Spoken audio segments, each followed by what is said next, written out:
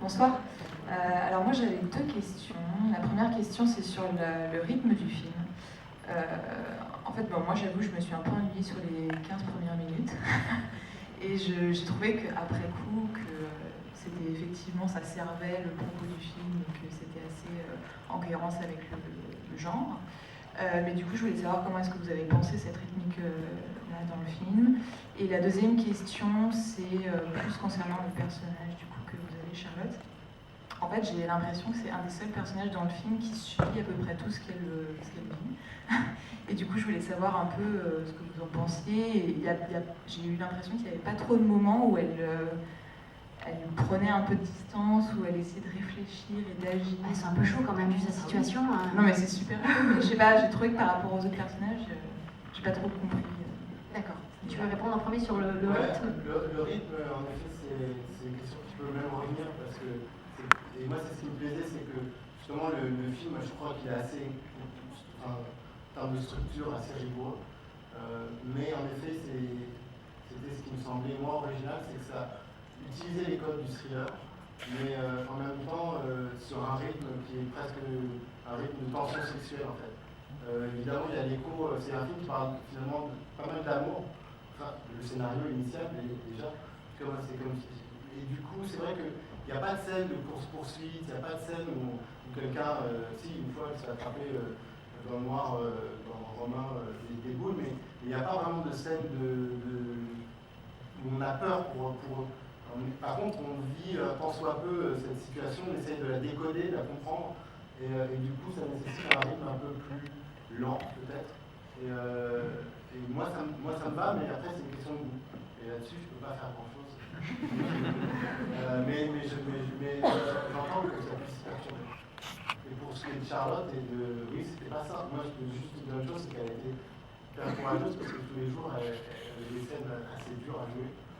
Et qu'en effet, c'est un personnage qui reste très mystérieux. Et c'est pour ça que j'avais besoin d'une actrice comme Charlotte que je connais. Et je savais qu'elle allait amener justement son talent comédien pour pouvoir créer un personnage à multifacettes, mais tout en restant très mystérieuse et néanmoins en donnant de la chair et d'une certaine matière et en même temps quelque chose d'un peu, comme ça, d'un archétype de personnage.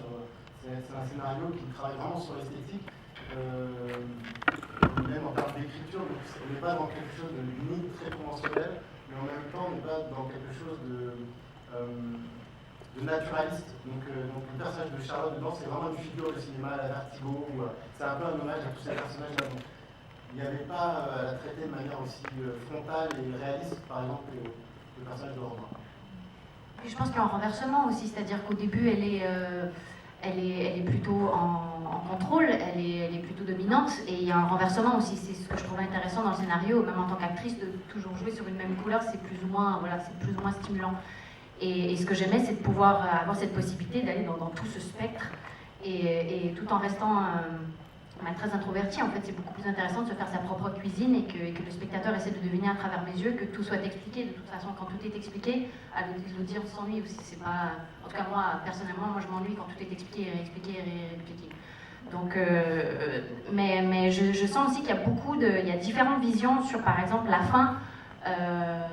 Lorsqu'il y a cette fameuse larme mystérieuse, j'ai l'impression pour plusieurs personnes qui font mais elle pleure, en fait c'est hyper triste, elle est seule et tout, et elle part, elle est seule, et il n'y a personne dans sa vie. Et pour moi c'est un moment de triomphe en fait, parce qu'après tout ce qu'elle a traversé, dans cette espèce de relation hyper malsaine, amoureuse qu'elle avait avec le personnage de Jalil, et qui ensuite, où elle se retrouve à devoir manipuler un inconnu qui est tout à fait innocent, qui ensuite elle se retrouve balancée dans une situation où elle est complètement manipulée, où sa vie est mise en danger constamment, et qu'il y a cette explosion de désir avec cet homme qui était déjà dès le départ qui était présente, et ensuite à la fin, je dirais, elle remet sa vie entre ses mains en fait, il a le droit de vie ou de mort sur cette femme, et lui dit bah non en fait 50-50. Parce que le mec, c'est vraiment un bon type. Donc je pense que cette larme, c'est pour moi, elle est béate, quoi. Et pour moi, c'est un triomphe. Mais voilà, c'est ma vision.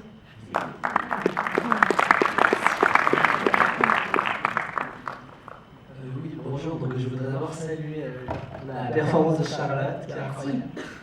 Vous êtes Voilà, tiens. Ah, coucou. Voilà. Et en fait, j'aurais une bonne question sur le sexe d'un point de vue psychologique. Est-ce que vous pensez que ça relève d'une solitude et d'un profond besoin d'être aimé?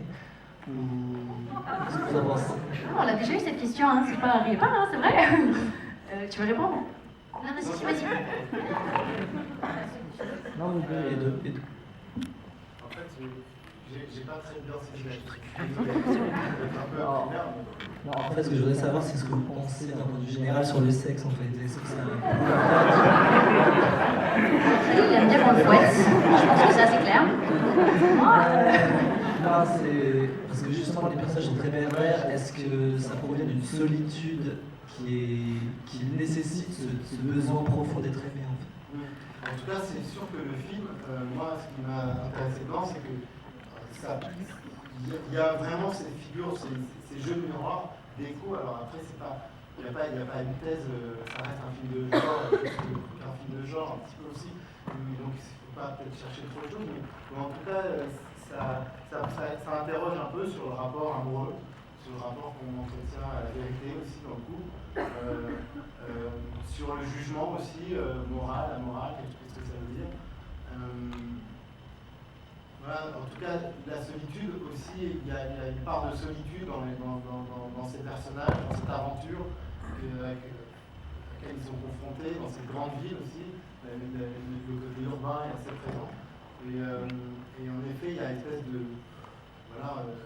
d'écho, de vague écho qui se fait autour de toutes ces nuances-là, sans aller beaucoup plus loin. C'est vraiment, je dirais, assez mental et assez hypnotique, quoi, de ce point de vue-là. Je ne vais pas chercher grand-chose, mais ça rend compte de personnages un peu particuliers.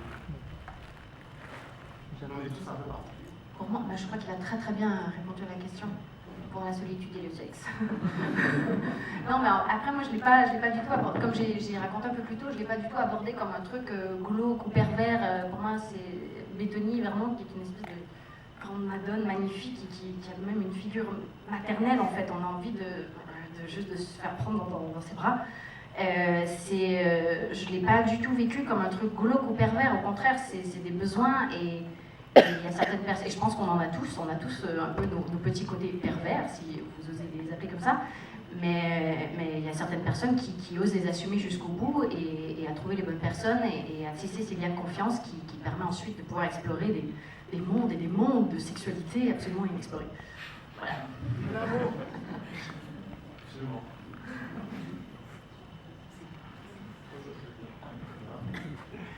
Bonsoir. Alors j'avais une question qui a été posée, c'était sur le rythme, que j'ai trouvé malheureusement le même défaut sur Yves Saint Laurent, mais vous m'avez fait donner envie de découvrir Yves Saint Laurent, donc du coup déjà c'est déjà un bon point, mais quand je vois ce film-là j'ai pris une baffe, mon cerveau a grillé, et donc malgré les problèmes de... Comment? Vous avez pris une baffe? Ouais. Avec Iris, avec ce film, ouais, était vraiment... Malgré le rythme... Vous avez aimé ou on n'a pas compris en fait? J'ai aimé, Non, mais il trouve que c'est mou. C'est ça. Ça, Laurent était mou, et voilà. Mais malgré tout, on se prend une baffe. Mais j'ai pris une baffe par rapport à l'histoire et j'ai été vraiment pris par l'histoire et la fin est vraiment géniale. Donc j'en retiens que du positif. S'ils trouvaient ça mou, ils partent, regardez. Hyper méchant. Voilà, je découvre petit à petit. J'aime bien ce que je découvre, donc c'est pour moi quelqu'un à suivre. Et alors j'ai beaucoup plus de questions. Et Charlotte, je ne verrai plus jamais Libre et Assoupli de la même manière. Hey, voilà, bienvenue. Voilà, je vous ai découvert grâce à ce film que j'ai vu 5-6 fois. J'adore ce film. Et du coup, je l'ai découvert un petit peu dans les 5 ans, donc je suis dans celui-là. Et j'ai l'impression que vous cherchez à pas vous mettre d'étiquettes particulières. Ah ouais, je les fuis même. Bah oui. Ouais. Bah oui, sinon on s'ennuie. Bah ouais, je sais Puis pas. on tourne en rond et puis on grandit pas aussi en tant qu'artiste, je crois. Et avec Jalil aussi, je pense que c'est le seul réalisateur pour l'instant qui me force à assumer ma féminité, mais vraiment dans toute sa force. Parce que dans la vie de tous les jours, je ne l'assume pas nécessairement. En fait, j'en joue pas du tout. Et c'est assez confrontant en fait, parfois, de faire ça. Pardon? Vous êtes une jeune fille du 21e siècle. Ah bah écoutez, Quand vous parlez de féminité, là, vous ne l'assumez pas, là. Bah écoutez, je veux dire, ça c'est comme ce que j'ai l'impression de faire une thérapie, c'est super. je sentirais super bien. Donc non, de surtout pas tourner en rond, et même d'ailleurs, c'est quasi, je sais pas, c'est pas quasi un problème, mais depuis Iris, on a terminé de tourner en avril, donc il a bossé extrêmement vite. Ça sent maintenant. Je n'ai pas accepté tous les projets qui m'ont été présentés, je les ai tous refusés puisque justement j'ai pas envie de me répéter en fait. Et ça ne m'intéresse pas et j'ai envie en tant qu'artiste de prendre des risques en fait et d'avoir peur avant chaque scène. C'est comme ça que je fonctionne en fait. Autrement, voilà, je devrais arrêter maintenant. Et j'avais ces deux petites questions. Je vous ai vu dans The Walk et j'étais surpris, j'ai l'impression que vous creusez un petit peu Hollywood et je me demandais aussi comment vous avez fait et si vous comptiez creuser un Comment je vais pour creuser Hollywood et si vous comptiez aussi creuser un petit peu plus une carrière hollywoodienne et aussi savoir comment c'est de tourner avec Baptiste et Félix, que je connais un petit peu, j'ai eu l'occasion de les rencontrer. Savoir comment c'est de tourner avec eux, à mon avis, c'est... On est ici pour Iris, hein, quand même, pas trop... je réponds rapidement. Hollywood, c'est un tout autre milieu, beaucoup plus gros, avec beaucoup plus de concurrence. Je sais pas, moi ça s'est fait assez naturellement, je pense que j'ai une bonne étoile. J'ai commencé avec un film qui s'appelait Les recettes du bonheur, qui était The 100 Foot Journey, et qui était réalisé par Lal Sastrom et produit par Spielberg. Et quand tu es adoubé par Spielberg à Hollywood, évidemment, tu as des petites... voilà. Et j'ai rencontré Zemeckis grâce à Spielberg, Robert Zemeckis, et c'est comme ça, en fait, de fil en aiguille, j'ai fait ça. Et ensuite, comme on te voit un peu plus là-bas, donc on est demandé sur d'autres castings, on fait des lectures, on fait des auditions, mais quand je retourne à Hollywood, personne ne me connaît en fait. Vraiment personne. Je suis pas de l'échelle. Donc c'est aussi un très très grand défi, mais j'ai pas de préférence en fait. Je m'en fous. Partout, peu importe. Et Baptiste est insupportable. Et qui d'autre, Félix? Félix, il est adorable. Mais il est insupportable dans un... D'ailleurs, il est ici ce soir. C'est pas une vanne. Il n'est pas dans la salle, mais il est quelque part dans le cinéma. Donc si vous courez quelque part, vous faites toutes les salles. Je pense qu'il est allé voir Jack Reacher 2. Bien naze. donc il est là. Vous le voir.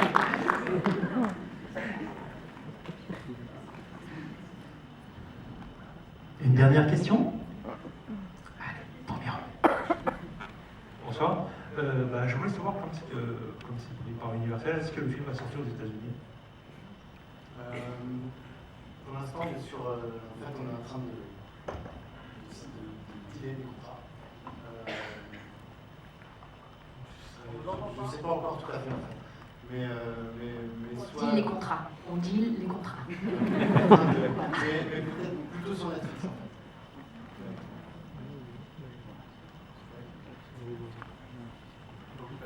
Est-ce que vous êtes en préparation pour un prochain film?